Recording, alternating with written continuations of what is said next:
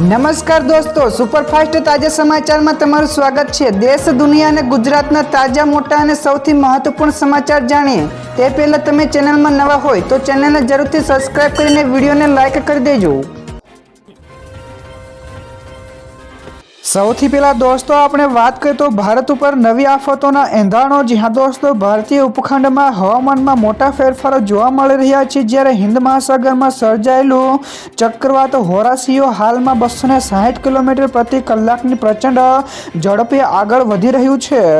તો આ વાવાઝોડાની અસરના કારણે હવામાન વિભાગે દક્ષિણ ભારતના 3 જેટલા રાજ્યોમાં એલર્ટ જાહેર કર્યું છે। તો આ વાવાઝોડું ભારતીય તટ ઉપર લેન્ડફોલ એટલે કે ટકરાવવાની શક્યતા ખૂબ જ ઓછી છે, પરંતુ તેની અસરના પગલે હવામાન વિભાગે સાવચેતીના ભાગરૂપે એલર્ટ જાહેર કર્યું છે।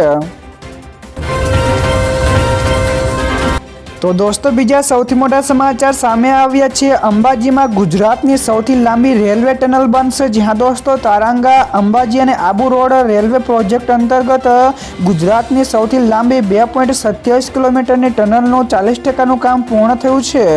તો 2798.16 કરોડના ખર્ચે બની રહેલી આ ટનલ અંબાજી નજીક ચીખલામાં નિર્માણ પામી રહી છે। તો પ્રોજેક્ટનો લક્ષ્યાંક 2028 સુધીમાં પ્રથમ ટ્રેન દોડાવવાનો છે। તો આ સુવિધાથી ગુજરાત અને રાજસ્થાનની વચ્ચે કનેક્ટિવિટીમાં વધારો થશે। તો રેલવે દ્વારા આધુનિક મશીનરીની મદદથી 24 કલાક કામ ચાલુ છે।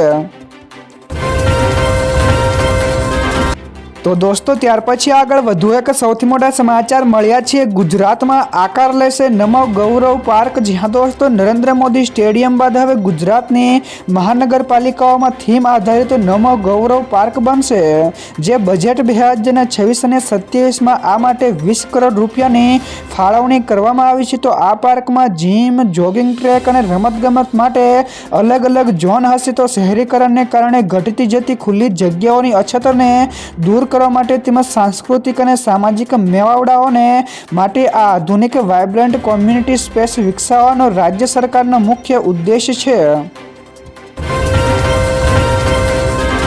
તો દોસ્તો બીજા સૌથી અગત્યના સમાચાર સામે આવ્યા છે। પાકિસ્તાનનો નકશો બદલી નાખીશું। જ્યાં દોસ્તો અફઘાનિસ્તાનના ગૃહમંત્રી ખલીફા સિરાજુદ્દીન હક્કાનીએ ખાસતોમાં ગઈકાલે નમાઝ પછી પાકિસ્તાનને કડક ચેતવણી આપી છે અને તેમણે કહ્યું છે કે અફઘાન લોકો એકજૂટ થઈને પાકિસ્તાન સામે લડવા માટે તૈયાર છે।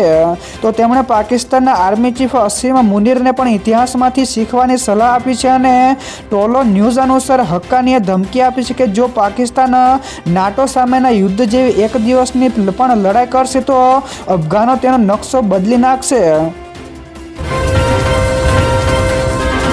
ત્યાર પછી દોસ્તો આગળ વધુ એક સૌથી અગત્યના સમાચાર મળ્યા છે। વાયુસેનાએ પોખરણમાં કર્યું શક્તિ પ્રદર્શન। જ્યાં દોસ્તો ભારતીય વાયુસેનાએ પોખરણમાં યોજાયેલી વાયુ શક્તિ 2026 કવાયત દરમિયાન S-400 એર ડિફેન્સ મિસાઇલ સિસ્ટમના ફાયરિંગનો પ્રથમ સત્તાવાર વિડીયો જાહેર કર્યો છે। તો કવાયત પહેલા કુલ ડ્રેસ રિહર્સલમાં આ મિસાઇલનું પ્રદર્શન કર્યું હતું। તો એર ચીફ માર્શલ AP સિંહે જણાવ્યું કે ઓપરેશન સિંદૂર દરમિયાન આ સિસ્ટમે પાકિસ્તાનની સીમામાં 300 કિલોમીટર ઊંડે સુધી જઈને દુશ્મનોના વિમાનોને પણ તોડી પાડ્યા હતા।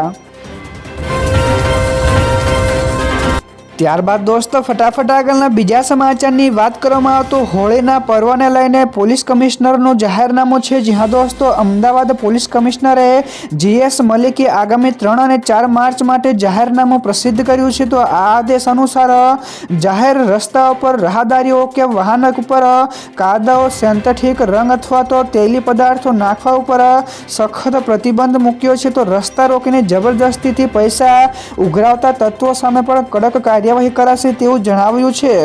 તો આ સાથે જ જાહેરનામાનો ભંગ કરનાર સામે ગુનો પણ નોંધવામાં આવશે તેવી જાહેરાત કરી છે। તો દોસ્તો બીજા સૌથી મહત્વપૂર્ણ સમાચાર સામે આવ્યા છે। અંબાણીના પાપનો ઘડો ભરાયો। જ્યાં દોસ્તો CBIએ ઉદ્યોગપતિ અનિલ અંબાણી તેમજ આરકોમ વિરુદ્ધ BOB સાથે ₹2220 કરોડની છેતરપિંડી કરવા બદલ ગુનો નોંધ્યો છે। તો આરોપ છે કે વર્ષ 2013 અને 17 દરમિયાન લેવાયેલી લોનનો ઉપયોગ નિયત હેતુઓ સિવાય અન્યત્ર કરવામાં આવ્યો હતો।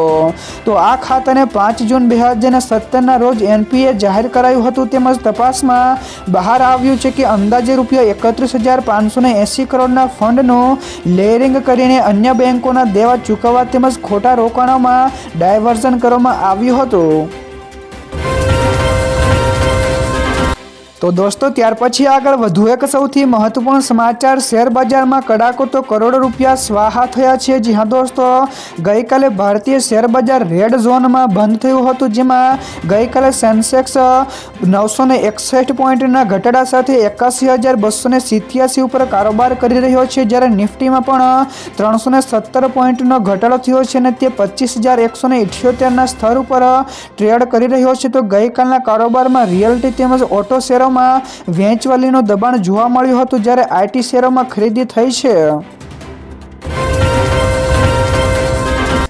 ત્યાર પછી દોસ્તો આ સિવાયના બીજા સમાચારની ઝડપથી વાત કરવામાં આવે તો પીએમ મોદી એટીએમપી પ્લાન્ટનું કરશે ઉદ્ઘાટન. જી હા દોસ્તો, પીએમ મોદી આજે એટલે કે 28 ફેબ્રુઆરીના રોજ સાણંદમાં માઇક્રોન સેમિકન્ડક્ટરના અદ્યતન એટીએમપી પ્લાન્ટનું ઉદ્ઘાટન કરશે.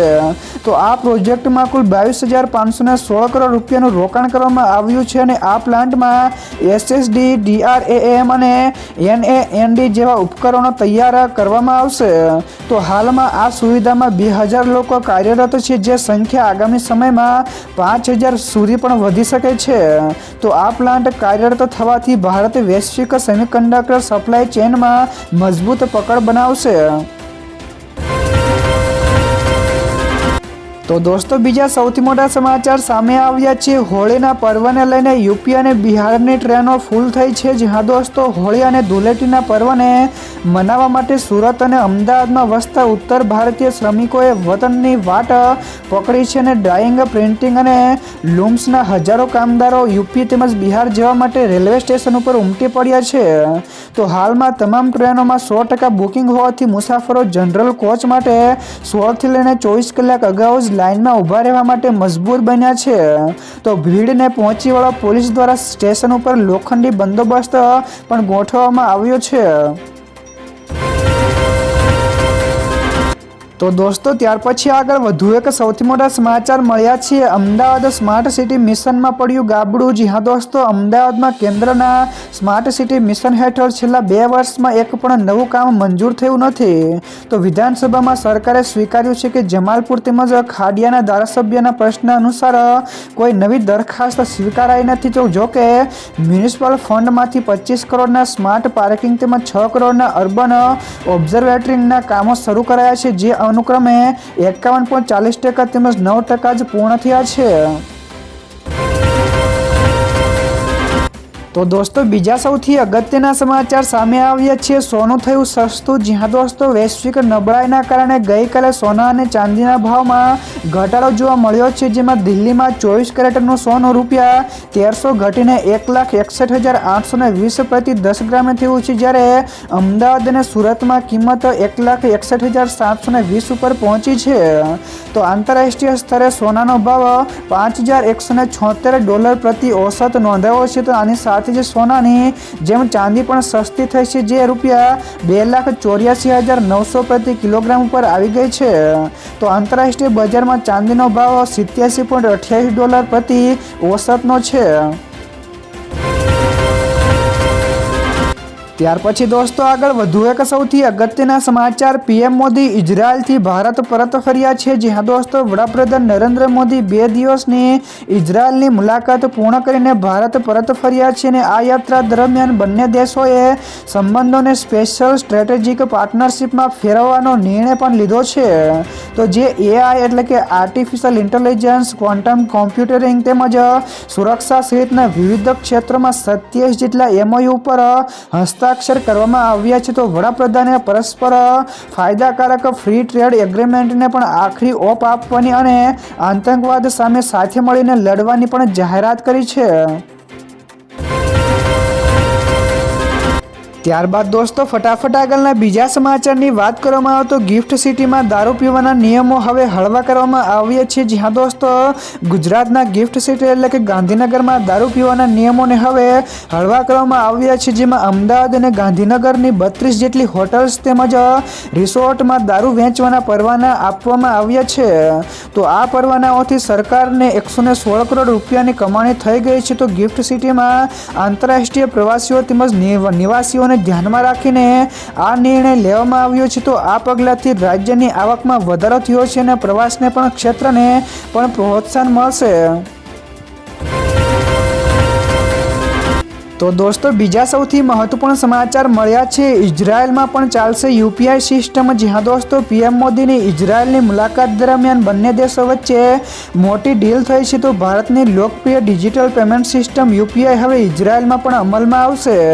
તો આ પગલું અનેક દેશો પછી ઇઝરાયલમાં યુપીઆઈની શરૂઆત કરશે, જે બંને દેશો વચ્ચે આર્થિક અને ટેકનોલોજી ક્ષેત્રે વધતા વિશ્વાસ અને સહકારને દર્શાવે છે. તો આ ડીલથી પ્રવાસીઓ, વેપારીઓ અને નાગરિકો માટે ઝડપી, સુરક્ષિત અને સરળ ચૂકવણી સિસ્ટમ ઉપલબ્ધ થશે.